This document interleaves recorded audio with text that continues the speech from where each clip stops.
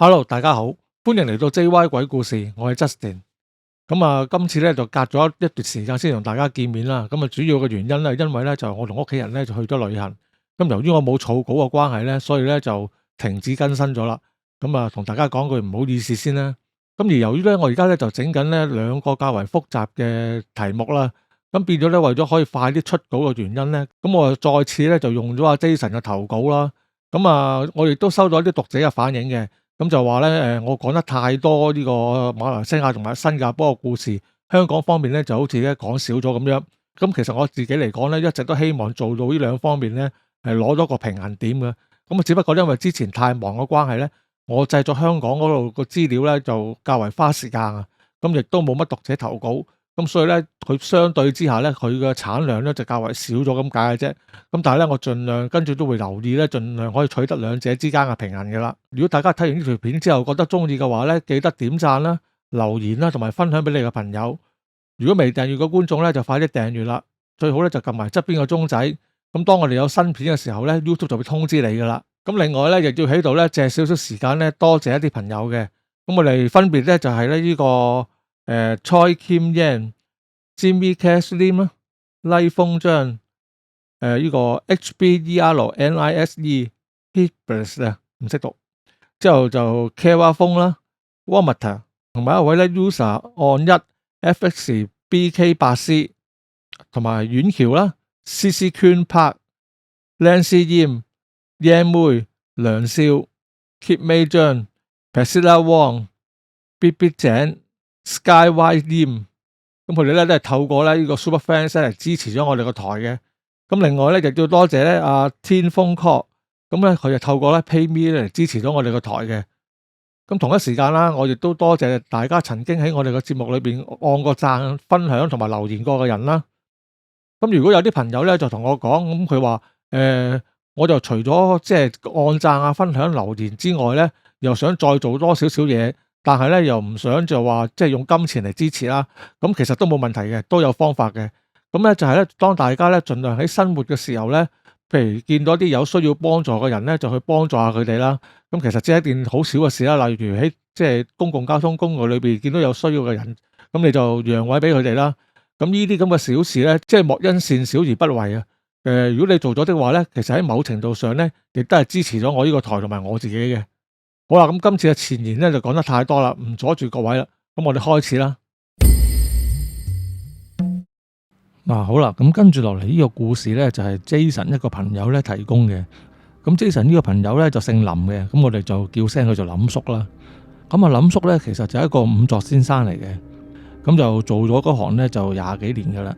其實佢原本後生嗰陣時咧就做裝修嘅，後尾因為新加坡嗰邊啲裝修生意唔係咁好啦，而且咧加上當時新加坡政府咧就為咗咧起多啲樓啊。結果咧就會咧就即係拆除好多墳地啊，攞嚟起樓啦。變咗咧就做五作嘅工作咧就較為多嘅。而且咧相對地咧收入咧亦都比做裝修咧好好多。所以結果林叔咧就加入咗去做五作呢個行業啦。收尾林叔咧其實真係做咗幾年之後咧就發覺咧即係錢啊真係揾到啊。但係咧就有少少咧就唔係咁如意。其實佢都唔夠膽肯定係咪直接關係啦。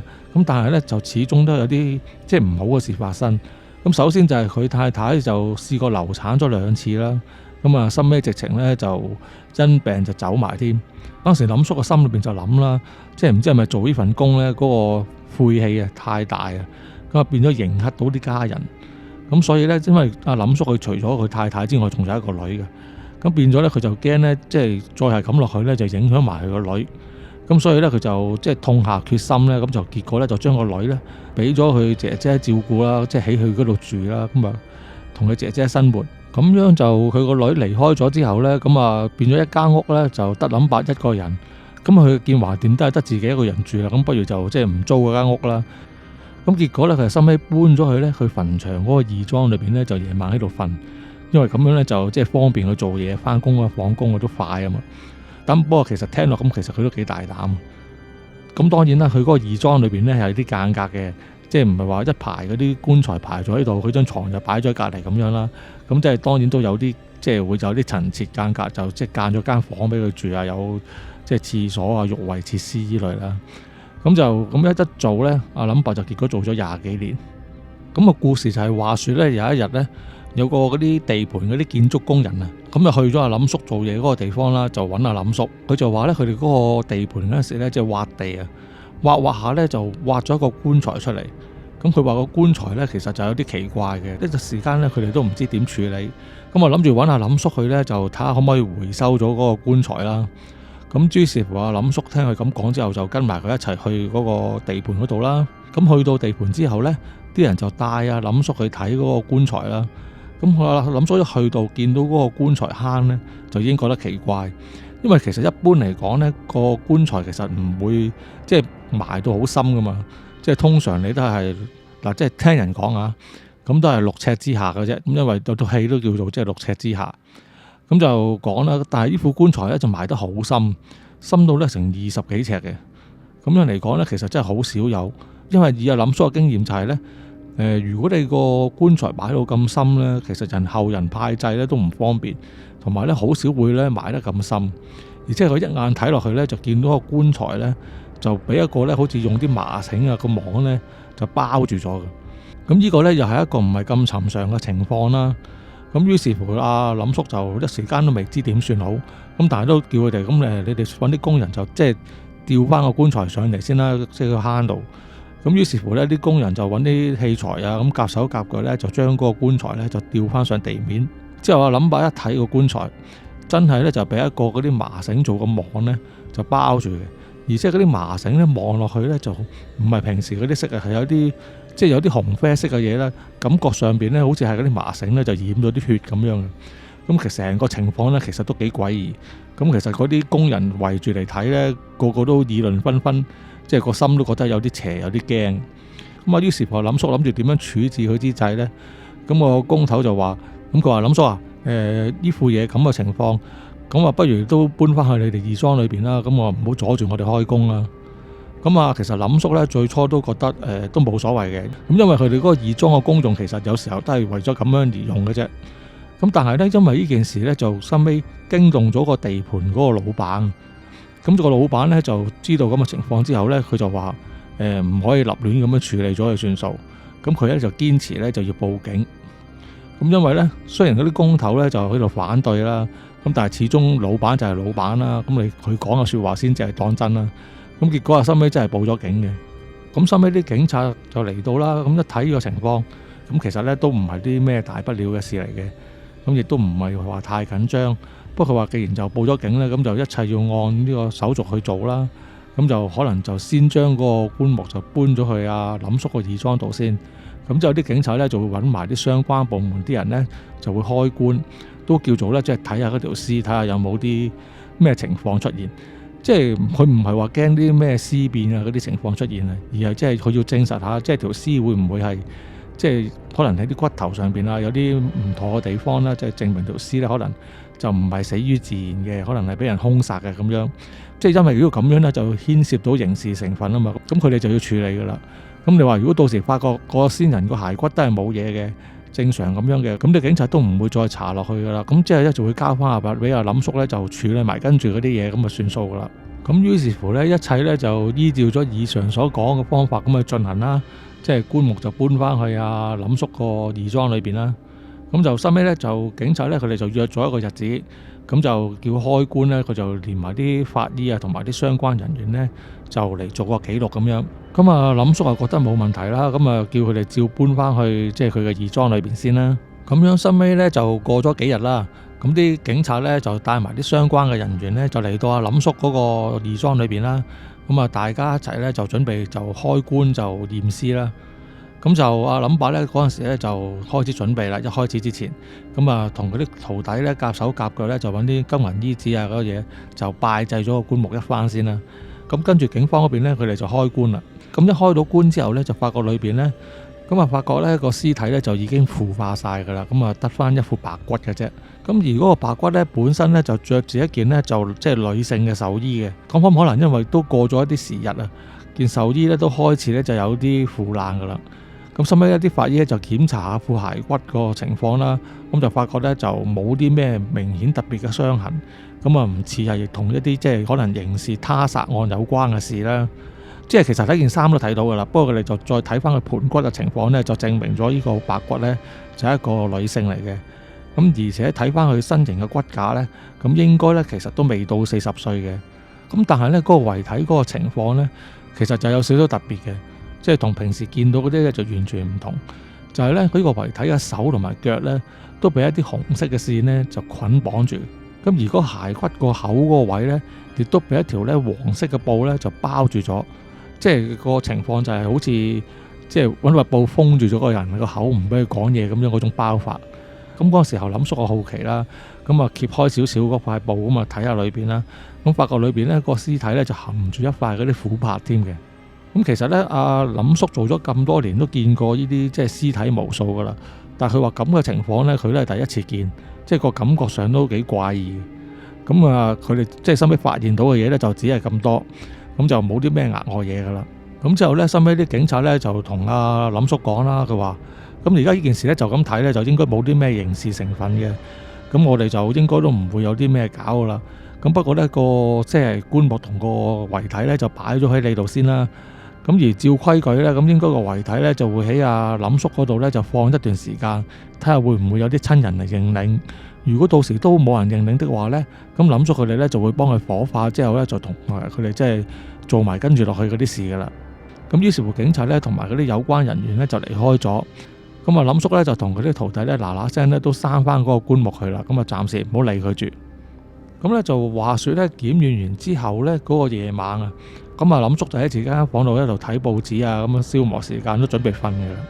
咁突然之間咧，就聽到咧嗰個啱啱掘出嚟嗰個棺木啊，就裏邊咧有啲拍打棺木嗰啲咁嘅聲，即係確咁嘅聲。咁啊，林叔咧就望咗一望，咁因為咧其實佢都做咗呢行咁多年啦，咁呢啲少少嘅靈異事件咧，對佢嚟講咧都唔係咩大件事嘅。咁所以咧佢就即係咁啊放低個報紙咧，就伸個頭出去，就向住嗰個即係棺木喺度講啦。佢話喂，你已經死咗好耐噶啦，而家得翻副骨，你唔好搞嘢啦。嗱，你放心，我哋咧就會即係好好地幫你辦埋其他跟住落嚟嗰啲後事噶啦。咁你啊乖乖地喺度，唔好搞嘢啦。咁啊俾阿林叔咁講完之後咧，個棺木咧收尾咧真係就再冇咧發出呢啲奇怪嘅聲音。咁於是乎阿林叔就覺得都冇嘢啦，因為呢啲嘢都見慣啦。咁啊睇完報紙之後啦，咁啊收尾就見有啲眼瞓，咁啊去咗瞓覺。咁而當佢咧瞓到半夜嘅時候咧，突然之間咧，佢就俾一啲聲咧就扎醒咗。咁佢就擘大隻眼望一望啦，咁就見到咧有個披頭散髮嘅女人咧就跪咗喺佢床邊啊，就不斷喺度叩頭。咁咧仲口噏噏咧，好似講緊啲嘢咁樣。但係咧林叔咧就冇話自己聽得明咧，佢究竟講啲咩嘅。咁啊林叔覺得奇怪啦，點解佢會無端端跪喺度叩頭啊咁樣？於是乎咧，佢就試下坐起身睇下咩事啦。咁當佢一坐起身嗰剎那咧，原來佢就喺夢裏邊咧就醒咗出嚟。咁佢當佢擘大眼一睇咧，咁當然啦就唔見咗床邊嗰個即係女鬼啦。咁於是乎阿林叔咧就覺得呢件事都可能有啲奇怪。咁啊諗住聽日咧就去揾個朋友咧就去問下嘅。咁樣跟住咧就到咗第二日啦。咁啊林叔咧其實起身咧都開工即係做嘢都冇幾耐嘅啫。咁大概都係10點零鐘嘅時候。咁又突然之間咧有一個咧就身材好高大啦，而且好大隻嘅男人咧就嚟揾阿林叔喎。咁個男人咧即係啲好大隻嗰啲成身肌肉嗰啲咁嘅人嚟嘅。咁而且咧身上邊咧就刺滿晒嗰啲咧就係唔知係泰國啊定係邊度地方嗰啲符啦。咁啊即係成身咧都好多嗰啲符嘅，而且佢條頸咧就掛住一條咧好粗嗰啲金鏈咧，咁啊裏邊又掛咗一啲佛像喺度啦。咁之後咧嗰個男人咧就一開口就已經同阿林叔講。佢話就係我係一個道士嚟嘅。咁佢話咧其實你而家呢條屍體咧係之前咧一個女嘅即係巫師嚟嘅。咁嗰個巫師咧因為同佢鬥法咧輸咗咧，就俾佢咧就封印咗喺地底。咁但係咧佢就話由於嗰個巫師本身因為修煉過嘅關係啊，咁所以咧雖然佢就算過咗身之後咧，其實咧都會變咗厲鬼咧就去害人嘅。咁所以佢之前咧先至做咗咁多嘢咧，就將佢嗰副骸骨咧就埋咗喺咁深嘅地方啦。咁之後佢就同阿林叔講，佢話嗱咁啦，我而家就嚟認領咗副骸骨，咁你交咗俾我咧去處理咧，咁就得噶啦。咁就阿林叔就同佢講啦，佢話喂唔係呢啲嘢，即係要有即係政府批文嘅喎，唔係你口講咧咁啊可以攞走佢嘅喎。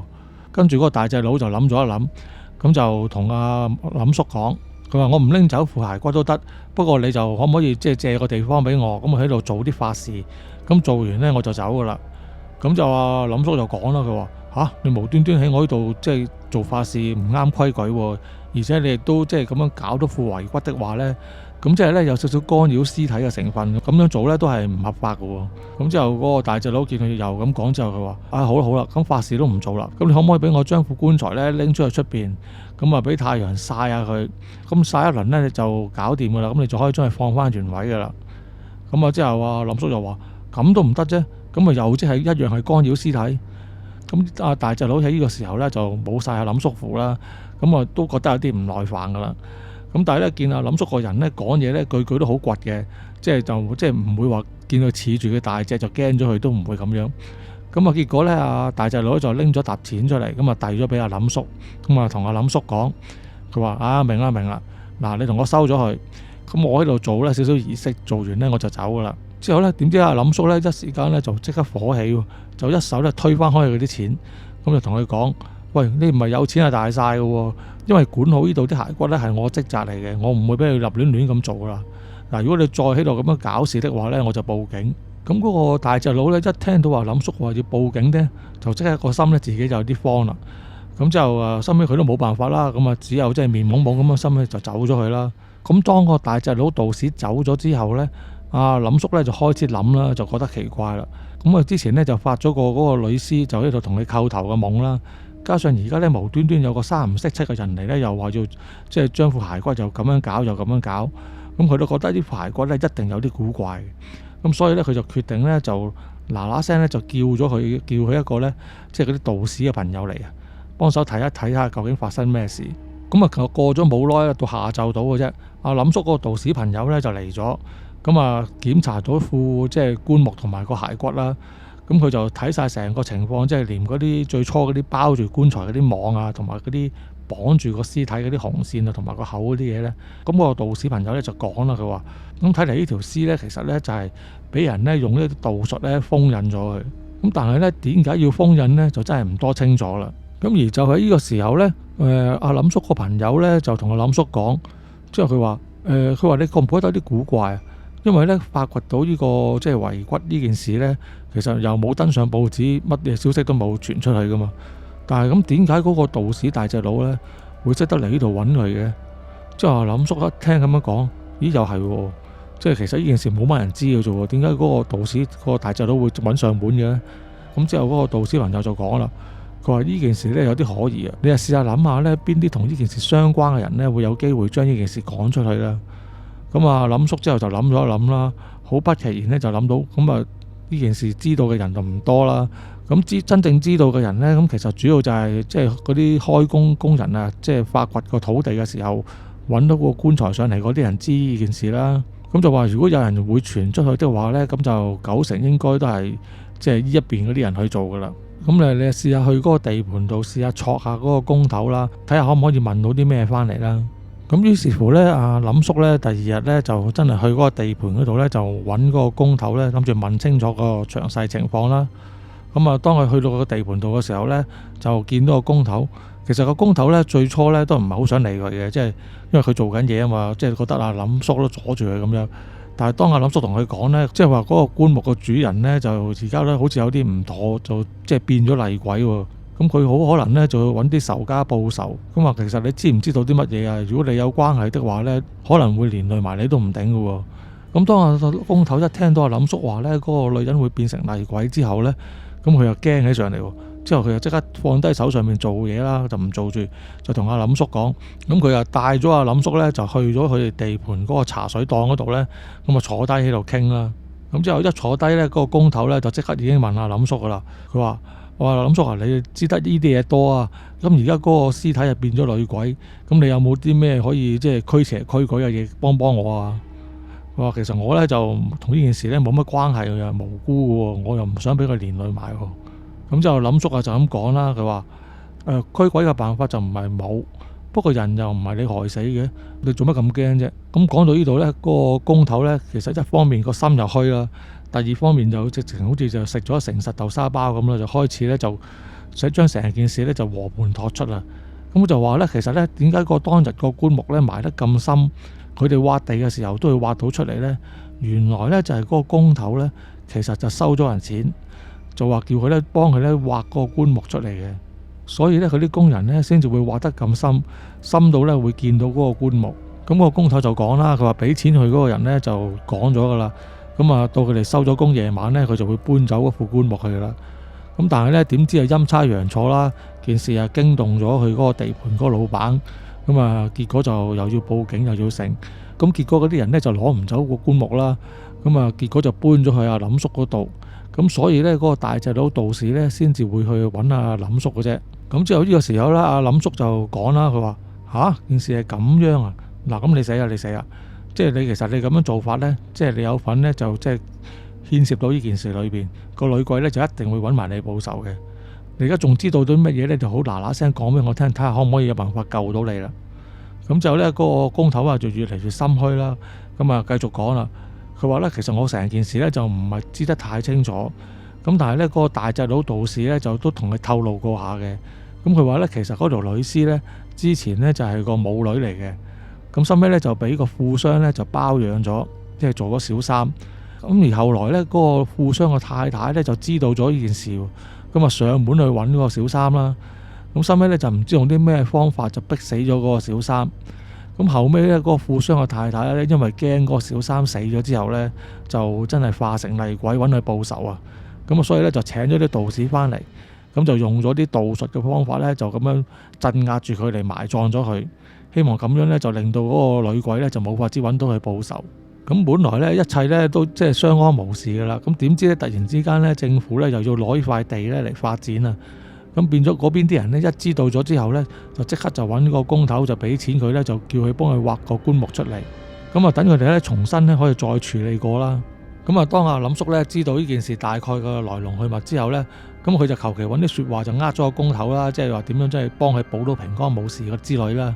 咁結果咧，咁佢又離開咗嗰度，就翻去義莊嗰度，咁啊同埋將呢件事咧就講咗俾佢嗰個道士朋友聽。咁佢嗰個道士朋友咧就話：佢話而家咁嘅情況咧，其實嗰個女鬼咧怨念應該都幾深下。咁啊，你話叫阿林叔咧就千祈唔好解開咧綁住佢嗰個屍體嗰啲紅線。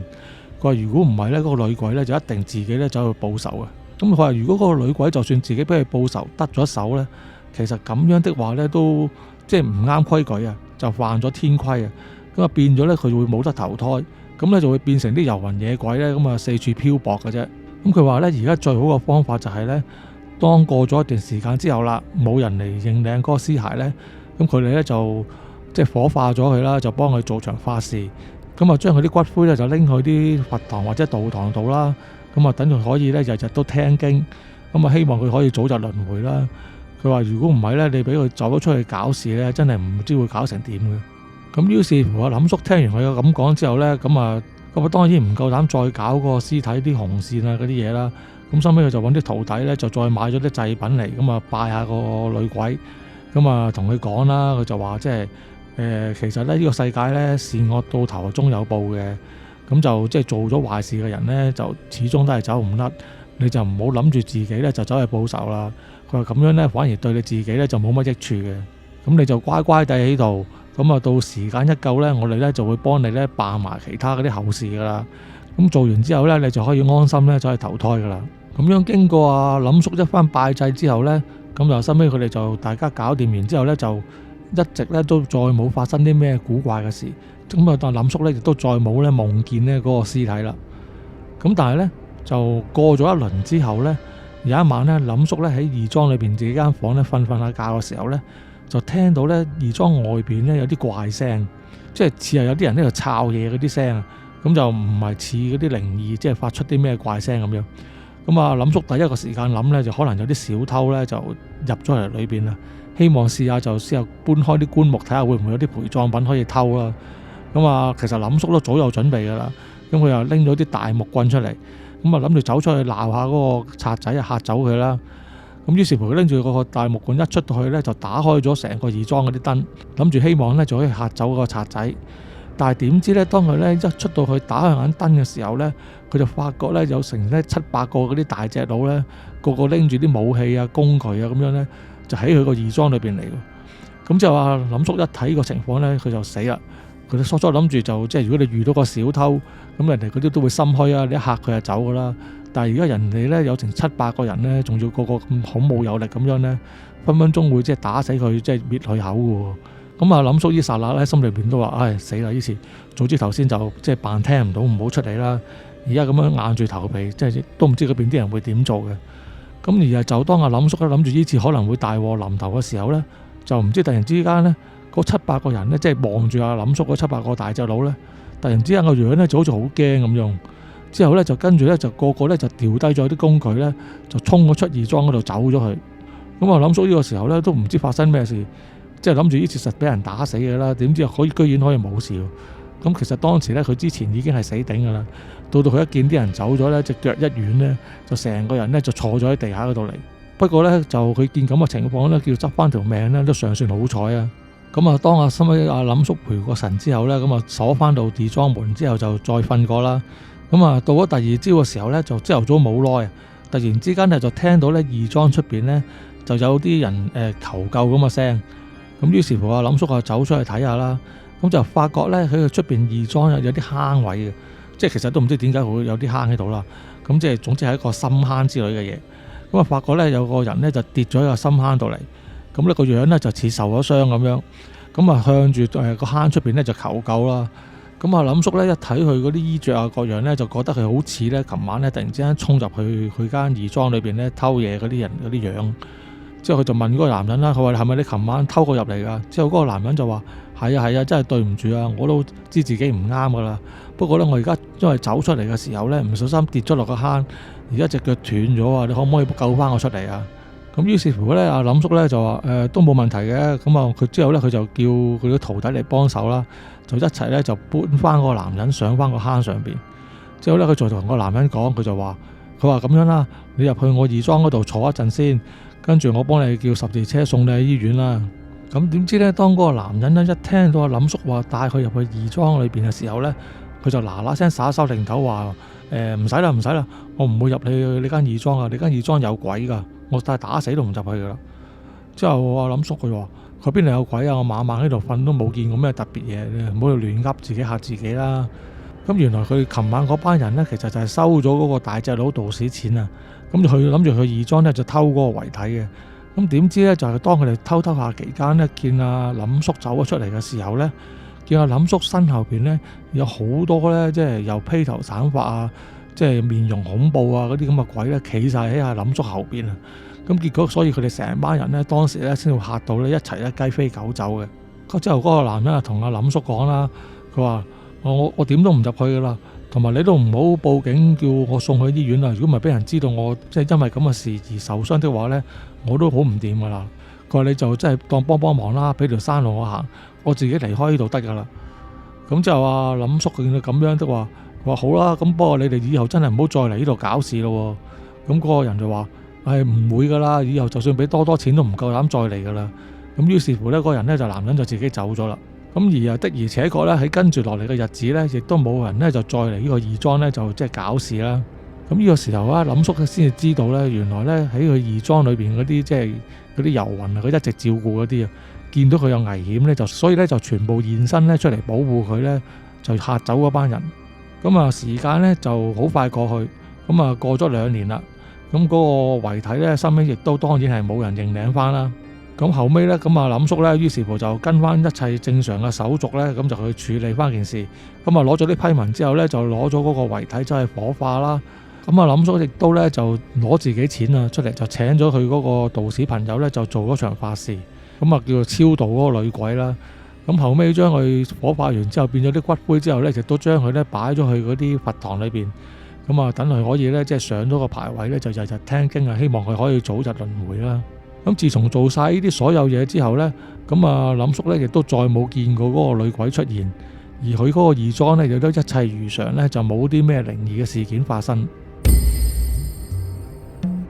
好啦，咁跟住落嚟呢個故事呢，就係 Jason 一個朋友呢就提供嘅。咁佢呢個朋友呢就叫做阿松。咁其實呢，阿松呢就叫做有啲錢嘅。咁佢就有2層樓呢就收租，咁所以呢，基本上呢生活都無憂嘅。咁但係呢，佢為咗呢就即係打發時間啊，咁變咗呢，佢都會揸呢個呢，即係嗰邊嘅出租車呢，都叫網約車啦。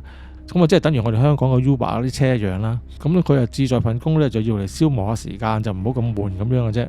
咁所以呢，其實佢每日工作嘅時間呢，就唔係好長嘅。咁到傍晚呢，就收工噶啦。咁通常呢，都會約埋啲朋友呢，就去啲酒吧區嗰度，即係飲下酒啊、傾下偈啊咁樣啦。咁其實生活上呢，都幾寫意嘅。咁但係呢，其實呢，阿松呢係有一個秘密呢，一直都冇講俾佢啲朋友聽嘅，就係阿松呢10零歲嗰陣時候啊，就曾經呢，就因為喺場交通意外裏邊呢，就受咗傷，咁呢足足呢，就昏迷咗半年嘅。咁啊佢後來就好彩啦，就醒得翻啦。咁但係呢，當佢醒翻之後呢，佢就成日咧都會見到一啲唔同顏色嘅人喎。咁佢當時就講啦，佢話有啲呢就透明嘅，有啲就黑色，有啲就紅色，有啲仲青色添，而且有啲呢啲面呢又冷開啊，有啲就係肢體殘缺咁樣啦。咁就另外有啲就係滿身鮮血，咁啊總之林林總總呢，就乜嘢都有啦。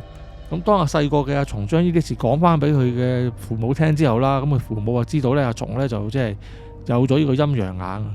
咁啊佢又為咗呢，就幫阿松呢，就封眼呢，都去過唔少嘅寺院嗰度邊呢，就揾啲師傅呢，就幫佢封眼嘅。咁但係呢，就封過咗幾次噶啦，咁但係呢，結果呢，就係封咗冇耐呢，又睇得翻，咁都即係不得要領咁樣啦。咁到最後呢，都有個師傅就講啦，佢話咁就阿松咁樣睇到嘢呢，可能都係一個天意嚟嘅。既然封極都封唔到啦，咁啊唯有由得佢啦。咁啊，但係佢就告誡阿松，同阿松講，佢話你就即係見到就見到啦。咁但係你見到呢，就唔好將見到嘅嘢就同人講。佢話呢啲如果你講得多呢，就會接受嘅。咁阿松心尾又真係記住咗呢番説話啦。咁變咗係咁多年嚟呢，佢都有即係擁有呢個特異體質呢嚟呢度生活㗎啦。咁啊，講翻阿松先啦。咁有一晚呢，佢就約咗2個朋友呢，就一齊喺酒吧嗰度呢，就飲酒啊、傾偈啊咁樣啦。咁飲到咁上下嘅時候呢，咁阿松呢，就突然之間想去洗手間。咁佢啊結果就去咗洗手間啦。咁而當佢去完洗手間翻嚟嘅時候呢，見到佢即係坐嗰張台啊，嗰2個朋友之間呢，就坐咗一個呢嗰啲女公關喺度。咁啊睇嗰個女公關啲衣着打扮呢，仲即係非常之即係火辣性感咁樣噶啦。咁而佢2個朋友呢，仲要係呢，就有啲少少唔規矩咁樣啦，即係多手多腳咁樣啦。咁阿松當時係諗諗話，見到咁嘅情況，即係佢都諗住走埋去分一杯羹都唔好執輸啊，即係有得抽水。咁啊其實都幾唔啱嘅。咁啊結果阿松啊嗱嗱聲急急腳就坐翻埋張台裏邊啦。咁啊佢啲朋友呢，就即刻將阿松呢介紹俾嗰個公關小姐聽啦。咁當個公關小姐即係擰轉頭過嚟諗住同阿松握手嘅時候呢，阿松呢就嚇到呢眼都突埋。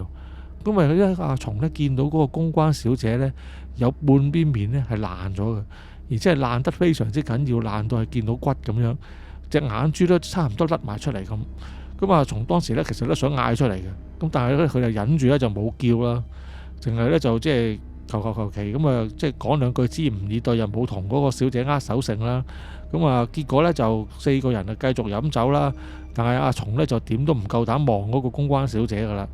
而每當佢呢，見到佢啲朋友呢，就即係對住嗰個公關小姐就攬攬錫錫嘅時候呢，佢直情呢就真係覺得頂唔順啊，嘔心到呢就真係嘔埋出嚟。咁之後呢，啲人見阿松咁樣呢，就以為佢飲醉咗啦，就同阿松講到話，即係你冇嘢啊嘛咁樣。咁阿松心尾就話都係唔掂啊，可能真係飲多咗有啲唔舒服，咁啊我走先啦咁樣。咁而當佢走嗰陣時候呢，佢就即係眼尾都有睄嗰個公關小姐嘅。咁我發覺呢，嗰個公關小姐呢，就用啲好唔友善嘅眼光呢，就一直呢咁樣望住佢離開。咁阿松呢，就嘅感覺就係呢，即係嗰個公關小姐，即係或者應該話嗰個女鬼呢，其實就知道呢，阿松呢係睇得穿佢嘅真身嘅。咁所以呢，佢就非常之唔高興啦。所以一直阿松走嘅時候呢，都掘住佢啦。咁阿松都唔理咁多啦，嗱嗱聲咁啊離開咗間酒吧，咁啊揸車諗住翻屋企啦。咁嗰陣時呢，阿松呢就上咗車之後呢，佢就諗，咁啊佢又走咗啫，咁佢2個朋友又仲同嗰隻女鬼一齊噶嘛。咁啊佢諗辦法點樣可以叫走佢哋呢？即係你同佢照直講又唔得，因為佢又即係唔想講俾人聽，又唔想得罪嗰個公關小姐。咁結果呢，佢又收尾呢諗到一個呢幾轉折同埋騎呢嘅方法嘅，咁佢咧就係打電話俾佢兩個朋友個老婆啊，就話佢兩個朋友即係都飲醉咗，就叫佢哋快啲去邊間酒吧度，咁樣就接翻個老公走啦。佢就諗住佢當佢哋啲老婆嚟到之後呢，咁嗰兩個朋友呢應該就可以擺脫嗰個女鬼啦。咁由於阿松呢一直呢即係都有呢啲咁嘅睇到嘢嘅經歷啦，咁所以呢其實當佢翻到屋企之前呢，佢屋企呢就門口就有個架嘅，咁啊擺下雜物咁樣，咁當中呢就有個火盆呢，就同埋一啲金銀衣紙嘅，咁佢就都醒目噶啦，嗱嗱聲就即係燒下呢幾個火盆上面燒下啲金銀衣紙之後，攬過去先至入屋啦。因為佢即係咁多年嚟撞過咁多嘢之後，都有咗經驗啦。咁佢就發覺咁樣做咗之後呢，大部分情況呢應該都冇事嘅。咁好啦，咁結果一晚就安然咁樣過去啦。咁之後呢，第二日呢，當阿松呢就照樣咁樣開工嘅時候呢，就收到佢兩個朋友嘅電話喎。咁佢兩個朋友呢就鬧佢啦，佢話你做乜鬼啊？你自己即係有艷福唔想享就算啦，你就做乜叫我哋老婆嚟即係壞我哋大事咁樣啦。之後阿松呢就反而鬧翻佢哋喎。佢話你哋自己有家室嘅人啊，就唔好咁過分啦。佢話呢嗰個公關小姐呢，就唔係普通人嚟嘅，你哋無福消受噶啦。即係我勸你哋以後呢，都唔好再去嗰間酒吧添。好啦，咁當阿松開工開到差唔多就嚟放工，夜晚5、6點嘅時候呢，就收到佢家姐嘅電話。佢就話佢家姐就想約佢就食餐飯。咁於是乎呢，佢家姐呢就約咗阿松呢，就喺佢家姐屋企附近嘅大排檔嗰度呢，就食飯啦。咁佢家姐就點咗幾個小菜之類。咁但係呢，阿松呢就坐低咗之後呢，就見到呢有好多呢，即係冇着衫啊。佢哋話即係成身呢，即係滑雪雪咁樣，就冇頭髮嘅咁啊小朋友嚟嘅。咁就話有好多啲白色啲咁嘅即係小朋友呢，就即係圍住佢哋張台咁樣控埋嚟。咁阿松當然知道有賴嘢啦。咁我話好在呢，佢就隨身呢都帶咗啲糖嘅。咁佢喺度同佢家姐傾偈嘅時候呢，就趁佢家姐唔為意呢，就將一手嗰啲糖呢就掟咗埋去隔離棵樹啲樹底度。咁結果嗰班白色嘅小朋友呢，嗰啲靈體啊，就結果呢就一窩蜂咁走去嗰個樹底度執糖，咁啊再冇騷擾到佢哋啦。咁跟住呢，佢家姐呢就同阿松講啦，咁啊即係入翻正題啦。佢就話點解請佢出嚟食飯，就係話呢，因為佢發覺佢老公呢排呢成日都即係夜翻。咁翻到嚟呢，就滿身酒氣啦，咁啊仲有啲女人香水嘅味啦。咁佢即係都話都明白，咁佢老公做生意嘅，咁你做生意人有時出去應酬呢，就難免會即係可能飲下酒啊，咁啊近下呢啲女色咁樣啦。咁佢就話其實呢樣佢都接受嘅，不過呢，就驚呢，如果佢先生呢越嚟越過分的話呢，即係越走越遠啊，就變咗翻唔到轉頭。咁就諗下同阿松講，就話睇下可唔可以幫手勸一勸佢先生。咁阿松第一個反應就係話，即係佢姐夫喺佢印象裏邊呢，其實都係個即係有分寸嘅人嚟嘅，咁應該都唔會咁做嘅。咁所以呢，佢亦都呢，即係勸咗佢家姐一陣啦，就話應該呢，就姐夫冇事嘅。咁但係呢，就如果你擔心呢，就過2日啦，過2日我約佢出嚟食餐飯，我一來就試探下佢，一來就勸下佢咁樣啦。咁佢家姐就話：咁話唔該晒阿松啊咁樣。而就當阿松呢同佢家姐傾緊偈嘅時候呢，佢就發覺呢，企喺佢大排檔遠處嗰度呢，有個着住紅色旗袍嘅女人呢，長頭髮嘅，咁就離遠望住阿松佢哋喎。咁阿松呢，就覺得個女仔呢就好似有啲似曾相識咁。咁啊，正當係諗緊究竟係邊一個嘅時候呢，咁佢家姐呢就拍一拍咗阿松隻手，就同佢講：佢話咁好啦，嗱呢件事就拜託你啦。咁呢餐飯我請，我哋而家就即係食完飯就走先啦。咁阿松就話：好好好。咁就當阿松應完佢家姐之後，再望翻去頭先見到嗰個女人嗰個地方嘅時候呢，就發覺呢已經唔見咗嗰個女人啦。咁啊，如是者又冇事啦。咁一晚又係咁過去啦。咁就過咗2日之後呢，咁阿松呢就真係約咗佢姐夫出嚟食飯嘅。咁啊，大家男人講嘢方便啦，咁傾咗幾句，咁啊知道佢姐夫其實都係冇嘢嘅，即係同啲客應酬啊，逢場作戲，咁啊即係有時會即係近下少少女色，咁但係其實都冇做過啲咩出軌嘅事嘅。咁所以呢，就即係佢話叫阿松放心啦咁樣。咁阿松呢都相信佢姐夫講嘅嘢嘅，因為其實佢姐夫都算係一個老實人嚟。咁而就當佢哋兩個當傾完之後呢，咁啊埋完單之後，大家就走啦。咁啊佢哋各自翻自己嘅車度。咁啊當佢嘅姐夫嘅揸住架車呢經過佢身邊嘅時候呢，佢竟然呢就見到佢個姐夫隔離呢就坐咗一個女人喺度。咁個女人呢仲係着住紅色衫嘅。咁阿松就覺得好奇怪啦，頭先都唔見呢個女人咧，突然之間會坐咗入去嘅車度嘅。咁於是乎阿松自己又即刻上車，咁啊諗住追上去睇下發生咩事啦。咁阿松呢就跟咗佢姐夫一輪啦，咁就收尾呢，就佢就開快少少，咁就諗住呢，就即係等佢架車可以同佢姐夫嘅車就平排啊。咁但係呢，當佢到嗰陣時再望翻佢姐夫嘅車嘅時候呢，就發覺呢嗰個紅色嘅女人呢，就已經唔見咗啦。咁於是乎呢，咁佢姐夫其實都見到阿松架車，咁啊望過嚟，咁啊即係對住阿松做咗個好似咩事啊咁啊眼神啦。之後阿松就話即係冇嘢冇嘢。咁之後呢，佢哋去到啲分岔路口呢，咁大家都各自呢就翻咗屋企啦。咁阿松呢嗰晚呢翻到屋企呢，夜晚就發夢，咁呢就見到呢有個呢就長頭髮着住紅衫嘅女人呢，就企咗佢張床隔離，咁啊咦咁樣同阿松講呢，就叫佢呢，就幫佢帶佢翻屋企。咁啊松俾佢餓得幾餓之後呢，咁收尾一扎醒咗呢，咁又係嗰啲情況啦。咁當然嗰個紅色嗰個女人又唔見咗啦。咁但係阿松呢，都因為見慣啦，都當冇乜嘢啦，咁啊算數啦，又冇將呢件事放喺心上面嘅。咁而到咗第二日啦，咁啊阿松開工呢，開到大概晏晝左右嘅時候啦，咁突然之間呢，就收到佢姐夫嘅電話，咁就話呢，佢家姐呢好似有啲問題。咁阿松就問佢啦，就係即係啲咩問題啊？咁啊姐夫呢就 send 咗一個影片同埋一張相呢，就俾阿松睇。咁個影片呢，就係呢，見到佢家姐呢無端端呢就對住塊鏡呢喺度梳頭。咁但係梳頭啊本來好平常啊，咁但係其實佢家姐呢就係剪短頭髮嘅，但係呢，佢梳頭嗰個動作呢，係一直喺度梳到冇頭髮咁樣呢，都繼續梳落去，好似自己呢有一把好長嘅頭髮咁樣。咁呢樣嘢本身都其實都幾怪異啊！咁另外呢，佢一張就相係咩嚟呢？就係佢個家姐呢，就企咗喺騎樓嗰度呢，就食煙。咁啊，佢姐夫同佢都知道啦。咁佢家姐係從來都冇食煙嘅。咁啊，唔知點解突然之間呢，佢家姐就會自己咁樣食起煙上嚟啦。咁佢姐夫咁樣講完之後呢，阿松就覺得好似即係應該有啲問題㗎啦。咁啊嗱嗱聲呢，就吩咐佢姐夫呢，就話你先帶你哋啲仔女呢離開，揾個地方即係避一避先。咁我陣間呢就上去睇下家姐咩事，咁到我有結果嘅時候呢，先話翻俾你聽，你哋就唔好翻嚟住啦。咁於是乎阿松個姐夫就照佢嘅講法去做啦。咁當佢哋離開咗間屋之後呢，咁阿松呢就去咗揾佢家姐啦。咁佢家姐呢開完門俾阿松之後呢，就自己一個人呢就坐咗喺張飯台嗰度。咁而阿松呢個時候呢，就覺得呢全身呢即係有啲凍。就發覺咧，就唔知點解佢家姐咧將間屋嘅冷氣咧開到最大咁樣啦，就陰陰凍凍咁，而且咧就成間屋咧就冇開燈，又拉埋晒窗簾，仲要黑麻麻咁樣。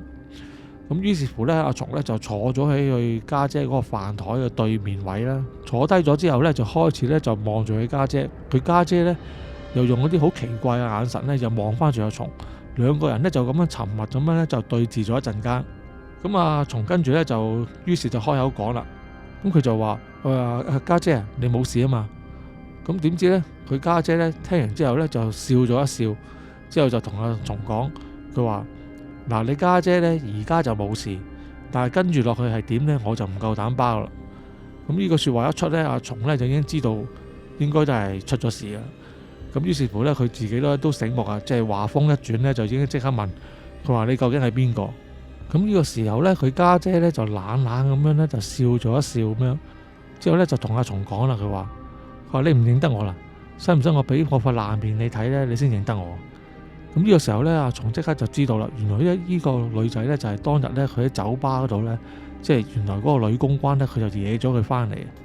佢話咁啊唔使啦，咁佢又故作鎮定咁同佢講啦。佢話嗱，你有咩需要啊？你係咪要想我燒啲金銀衣紙俾你啊？嗱，我揾個師傅燒呢啲金銀衣紙俾你，咁你唔好再搞住我家姐啦。咁跟住咧，佢家姐咧就講啦，佢話你燒金銀衣紙呢啲嘢我唔想要啊！我琴晚喺你夢裏邊咪同你講咗咯，我要翻屋企啊！我想你帶我翻屋企啊！之後咧，阿松就話啦，佢話小姐，即係點樣帶你翻屋企啊？一來我又唔識，二來我亦都唔夠膽，咁啊，淨係燒啲嘢金銀衣紙可唔可以算數啊？咁之後佢家姐就講啦。梗係唔得啦！我而家目的就係要翻屋企啊！咁呢個時候呢，阿松呢就即係其實個心都幾驚嘅，但係亦都有啲嬲，因為咁樣要挾住佢家姐啊嘛。咁之後佢就話開始大翻嗰個即係女鬼，就同佢家姐講，佢話佢話好啊，如果你唔肯走，你信唔信我揾個師傅呢翻嚟收咗你啊啦？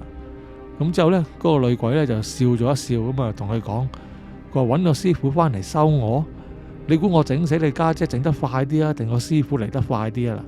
咁佢即係語聲方落啊，都未講完啊，即刻隨手咧就攞起咗台裏邊有把鉸剪咧，就插咗落佢家姐自己嘅手掌上邊，即係右手揸住個鉸剪就插咗落個左手手掌度，咁啲血咧已經啤啤聲咁樣流出嚟。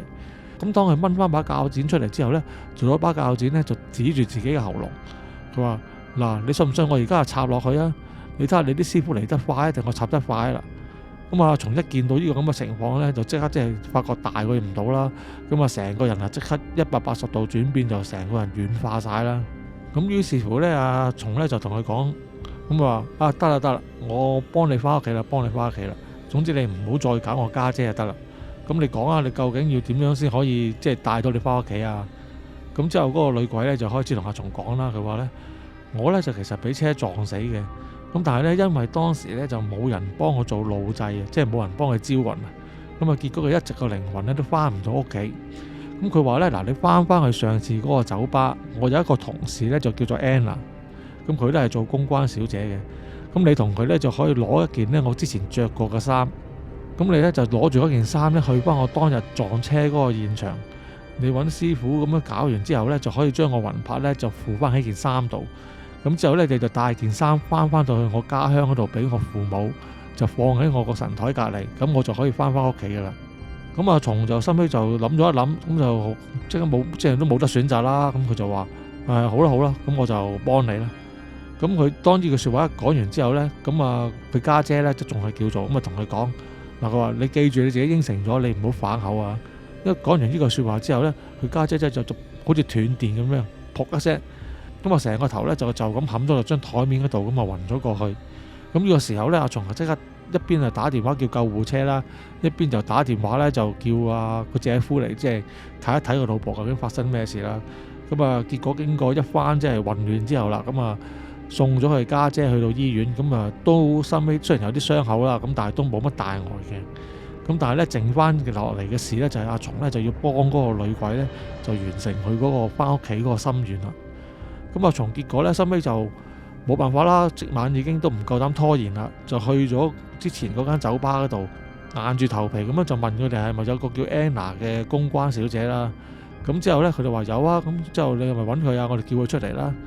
咁之後等咗冇耐咧，就有一個嗰啲都幾靚嘅公關小姐咧咁啊出嚟。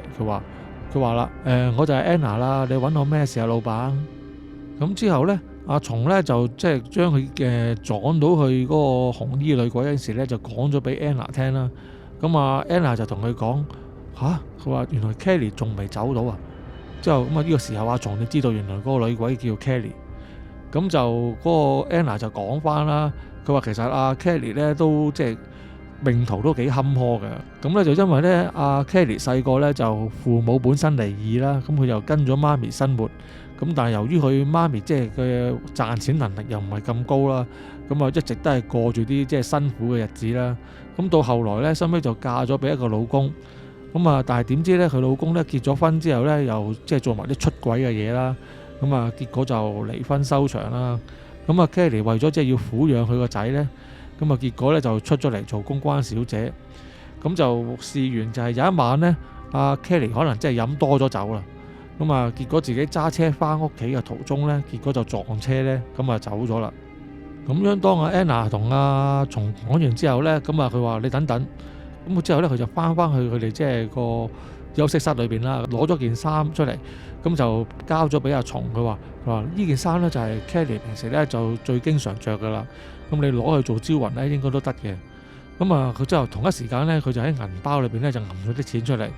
佢話即係我同 Kelly 都一場姊妹嗱，咁呢啲錢呢，你當即係夾錢做法事又好，或者俾翻去鄉下個媽咪都好啦，咁都叫做我少少心意啦，咁就麻煩晒你啦。